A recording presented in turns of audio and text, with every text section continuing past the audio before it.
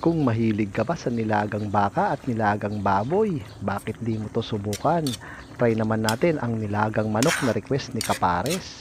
At di naman naiiba sa pagluluto natin ng mga nilaga dahil tayo ay gagamit lang tayo ng manok. Parehas lang din naman ang mga ingredients na gagamitin natin. Nasa inyo na lang kung ano pang gusto nyong idagdag. Bago lang din naman sa pandinig ko, pero gusto ko ring subukan ang ganitong nilaga. At first time ko lang din tong lulutuin at matitikman dahil nga request ni Kapares. Kaya pinagbigyan ko dahil napakahilig niya sa mga ganitong luto, yung may sabaw. At ang alam ko lang naman sa nilaga talaga ay baboy, pati na rin ang baka. Kaya eto, simulan ko ring lutuin yung ganito para naman masubukan naman natin ang pagkakaiba. At mas masarap talaga kapag marami kang ilalagay na gulay, at ang gusto ko rito ay maraming luya, at syempre nakapaghiwa na nga tayo lahat, kaya uumpisahan na rin natin ang pagluluto natin. At di ko na rin kailangang igisa dahil sa kawali na may tubig ay nilagay ko na yung ating sibuyas, luya, pati na rin ang tanglad, at pakukuluin ko yan ng gusto, at pagkatapos naman ay pwede ko nang ilagay yung ating manok.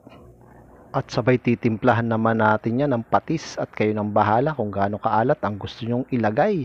At pagkatapos yan, tatakpan muna natin yan at pakukuluin natin.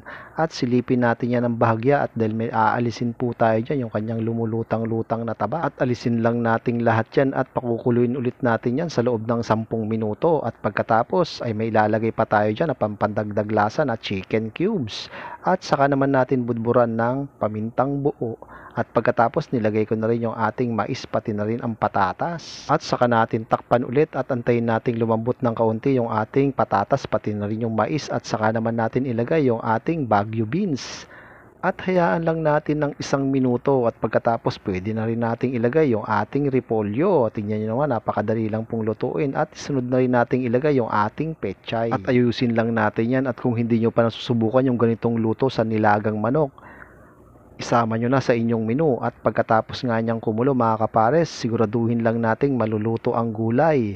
At tignan nyo naman, napakasarap humigop ng sabaw ngayong maulan na panahon. Sabay sasamahan mo ng patis na may kalamansi at may kaunting sili. Kaya ano bang hinihintay natin? Mangantayin mga kapares. At nakapagluto na naman tayo mga kapares, mangantayon. Pero mahirap, masarap humigop ng sabaw. Yan. Okay, nilaga ng nilaga. Ang gulay, panalo. Yan.